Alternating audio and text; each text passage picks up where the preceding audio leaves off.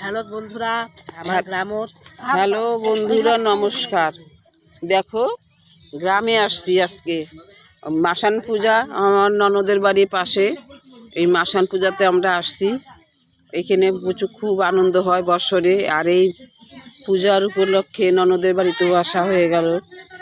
তা এই দেখো, গাছে কি সুন্দর ঝিঙ্গা ধরেছে,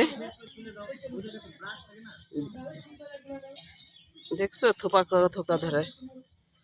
এই যে নিচে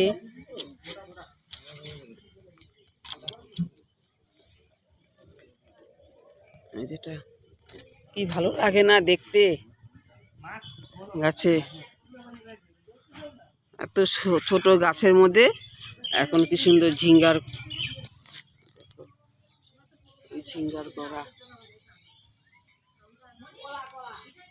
নিচে কুয়াশগুলো, গাছগুলো দেখছো কি সুন্দর কুয়াশ। এই যে কুয়াশ ধরেছে গাছে।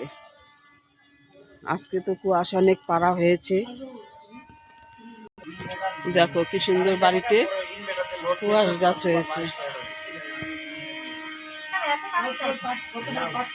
যেটা কুয়াশ গাছ কি সুন্দর, গাছের মধ্যে কুয়াশ ধরেছে। এই দেখো কুয়াশ, থোকা থোকা কুয়াশ। এখানে গাছের জিনিস হওয়া খাওয়াটার থেকে দেখাটা বেশি সুন্দর লাগে, আনন্দটাই আলাদা। বাড়ির জিনিস যখন লাগলো তখন ক্ষেতের থেকে গাছ থেকে তুলে নিয়ে রান্না করলাম, আনন্দটাই আলাদা। বাড়ির ফ্যামিলির কিন্তু মাছ, কোনো অনুষ্ঠান নাই, তাতেই দেখো কত মাছ নিয়ে আসছে। দেখো, আমরা ননদের বাড়িতে আসছি। এই যে মাসান পূজায় পাঠা বলে হয়েছিল, সেই পাঠার মাংস। আর এইদিকে যে পেঁয়াজ ছুটছে সবাই। দেখো বন্ধুরা, কি সুন্দর আমের মুকুল আসছে এই সময়। এই সময় তোমরা পাকা আম খাচ্ছ, আর এখন গাছের মধ্যে কি সুন্দর আমের মুকুল। দেখো ছোট গাছ, কতটুকু গাছের মধ্যে কি সুন্দর আমের মুকুল ধরেছে। দেখো,